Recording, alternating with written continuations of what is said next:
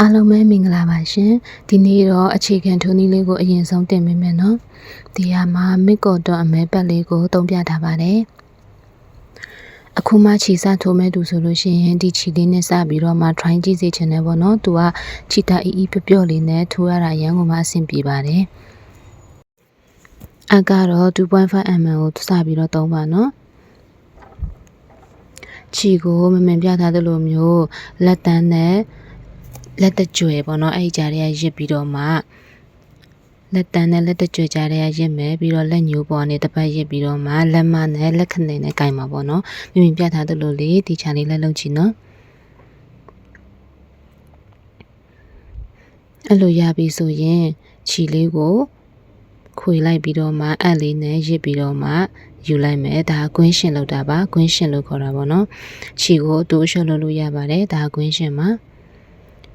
ပြီးရင်အပ်လေးနဲ့ခြေကိုရစ်ယူလိုက်မယ်ဒါကဖွတ်မီထိုးတာပါ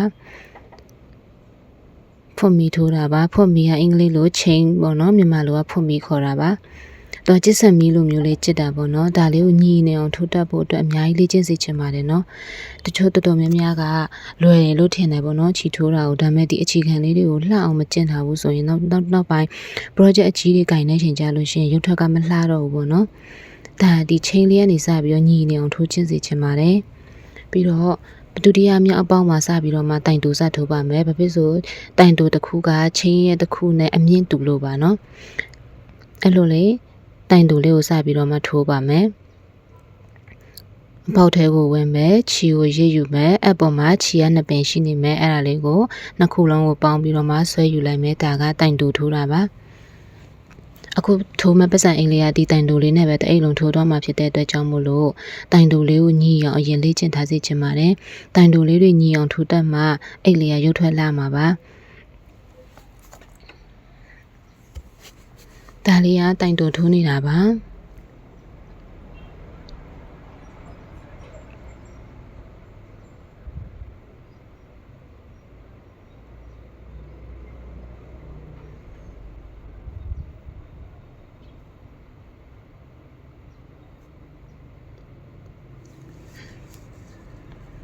ဒါနောက်ဆုံးတစ်ပေါက်ရောက်ပြီနောက်ဆုံးတစ်ပေါက်မှာတိုင်တူလေးထိုးမယ်ပြီးတော့နောက်တစ်တန်းတက်မယ်ပေါ့နော်ဒါလေးကတိုင်တူပါနောက်တစ်တန်းကိုဖွတ်မီနှစ်ခုယူပါမယ်ဒါလေးကတိုင်လက်ထိုးပြမလို့ပါနော်တိုင်လက်အတွက်ကဖွတ်မီနှစ်ခုရဲ့အမြင့်နဲ့ညီတာမို့လို့တိုင်လက်အတွက်ကဖွတ်မီနှစ်ခုယူရပါတယ်ပြီးပထမဆုံးအပေါင်းမှာခြေကိုယူမယ်ပြီးလို့ရှိရင်သုံးပင်လုံးတစ်ခါတည်းဆွဲထုတ်တာပေါ့နော်အပေါ်မှာခြေတရစ်လိုက်မယ်ပြီးလို့ရှိရင်ဖွတ်မီပေါက်ထဲကနေပြီးတော့ခြေကိုဆွဲယူမယ်အပေါ်မှာခြေသုံးပင်ရှိမယ်အဲ့သုံးပင်လုံးကိုတစ်ခါတည်းဆွဲထုတ်မယ်ဒါကတိုင်လက်ထိုးတာပါနော်တော့ဒီတိုင်လက်ကြတော့မဖလာတွေမှာအသုံးများတယ်ပေါ့နော်ဒီတိုင်လက်ကိုညီအောင်ထိုးချင်လို့ရှိရင်ကိုကပေါ့နော်လေ့ကျင့်ရင်လည်းပေါ့နော်မဖလာလေးထိုးပေါ့နော်အဲ့ဆိုရင်ကိုစီမှာမဖလာလေးလည်းဖတ်တင်သွားမယ်တိုင်လက်လည်းကျင့်ပြီးသားဖြစ်သွားမယ်မမေကတော့ခြီထိုးစတင်တော့အဲ့လိုမျိုးလေးပဲစတင်ခဲ့တာကိုကဒီတိုင်းဖွတ်မီလေးထိုင်ထိုးလိုက်တိုင်တူလေးထိုင်ထိုးလိုက်ဆိုရင်ကြာတော့ပြင်းလာတယ်ပေါ့နော်အခြေခံတော့ထိုးတယ်နောက်ပိုင်းကျတော့မမေကဒီတိုင်တူဆိုလို့ရှိရင်အကွက်လေးတွေထိုင်ထိုးတယ်ဒီလိုတိုင်လက်ဆိုရင်မဖလာလေးထိုင်ထိုးပလိုက်တယ်အဲ့ဆိုရင်ကိုကလည်းလေ့ကျင့်ပြီးသားဖြစ်သွားတာပေါ့နော်ဒါကတော့မင်လောက်တဲ့နီလန်းလေးကိုပြောပြတာပါကဲနောက်ဆုံးအပေါက်ရောက်ပါပြီပြီးလို့ရှိရင်ဒါကဒါတိုင်လက်ပေါ့နော်တိုင်လက်ရဲ့ပုံစံလေးပါကဲနောက်တန်းတက်ပါမယ်ဒါတိုင်ရှည်ထိုးပြမှာပါတိုင်ရှည်ရဲ့အမြင့်ကလည်းအတွက်လည်းဖွင့်ပြီးနှစ်ခုပဲတက်ပါနော်ပြီးရင်အပေါ်မှာတရရစ်မယ်ပထမဖွင့်ပြီးပေါက်ကနေခြီကိုဆွဲယူမယ်ဒီမှာ3ပင်ရှိတယ်ပေါ့နော်တိုင်ရှည်ကြတော့ပထမ2ပင်ကိုအရင်ယူထုတ်မယ်ပြီးမှနောက်ထပ်2ပင်ကိုထပ်ပြီးတော့ဆွဲထုတ်မယ်ဒါတိုင်ရှည်ပါ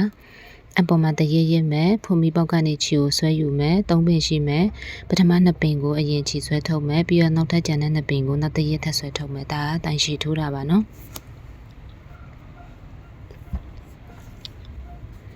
တိုင်ရှည်ရလည်းတော်တော်များများနေရာမှာအတုံများတယ်ပေါ့နော်တိုင်ရှည်ရလေသူကလက်ညီအောင်မထိုးတက်လို့ရှိရင်တိုင်ရှည်တွေတိုင်လက်တွေမှာじゃအရန်တိတာသွားတယ်သူကလေနင်းလိုက်မြင်လိုက်နေပေါ့နော်ခြေရလုံးဝပုံထွက်မလားတော့ဘူးဒါကြောင့်မို့အခြေခံကိုလုံးဝပိုင်နိုင်အောင်လို့လေ့ကျင့်စေချင်တယ်စစပိုင်းတော့ကတော့ လွယ်တယ်လို့ထင်ရပါတယ်ချီထိုးတာလေဒါမဲ့လေကိုကတကယ် project အကြီးလေးကင်နေရှင်ကြရင်ကိုလက်မညီလို့ရှင်လေရုပ်ထွက်ကလုံးဝမလှဘူးပေါ့နော်ဒါကြောင့်မို့အခြေခံကိုပိုင်နိုင်အောင်လုပ်ဖို့အတွက်ပြောပြချင်ပါတယ်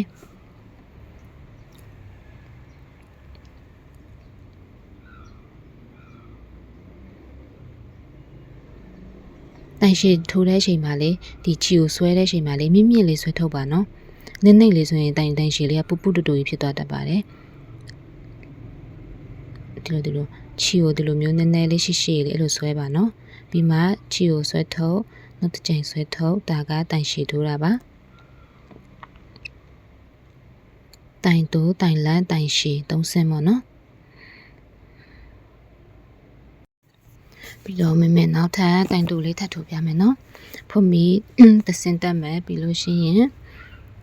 ပေါက်ထဲကနေချီကိုဆွဲယူမယ်ထိုးမယ်ဒါလေးကတိုင်တိုးပါနော်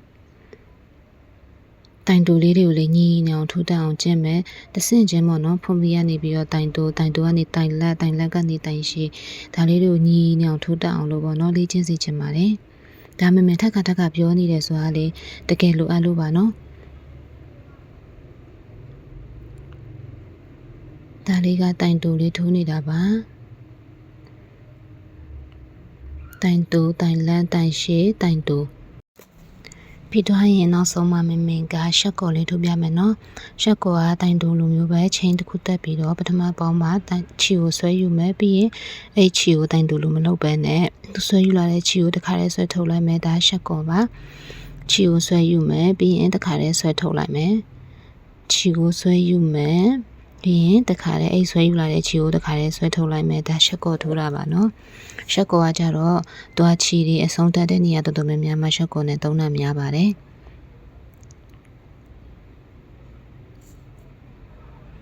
ရှက်ကော်ထိုးနေရပါဒါလေးက